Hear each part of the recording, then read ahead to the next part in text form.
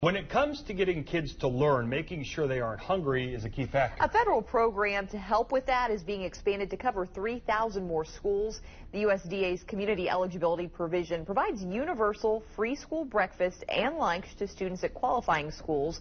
12 News reporter Sean Logging is taking a look at the change and what those working on children's nutrition say is a factor limiting adoption of this program.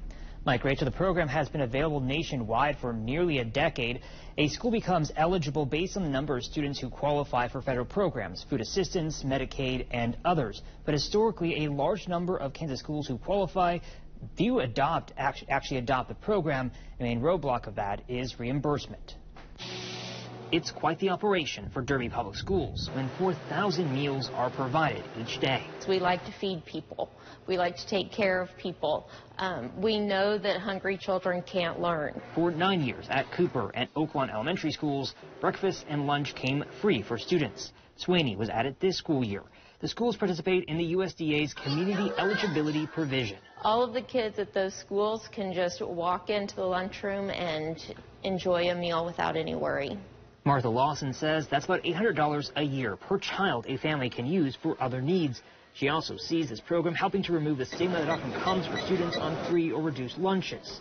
A school qualifies and can opt in to CEP if 40% of the students at a school qualify for federal benefits, food assistance, Medicaid, or other programs. The USDA this week lowered that threshold to 25%.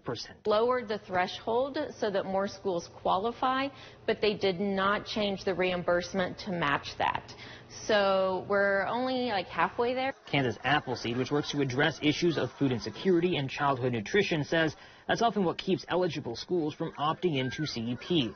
To get 100% reimbursement, more than 60% of the students in the school must qualify for those federal benefits. Below that, schools cover the cost. That's just really hard, especially in like rural communities where budgets are already incredibly tight.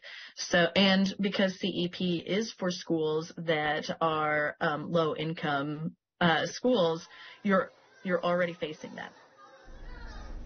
This school year, Kansas Appleseed has seen the number of Kansas schools participating increase to about 150. It was 34 last year of 215 eligible schools.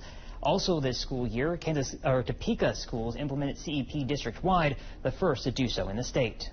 Well, Sean, you mentioned Topeka. You talked with them about this. What other impact has the district been seeing? Yeah, Topeka tells me they've seen the number of students actually getting meals increase, and it's also creating less administrative work for them. They're not sending out as many reminders to families, and they're not even sending collection claims for that lunch debt that families and students collect. All right, thank you, Sean.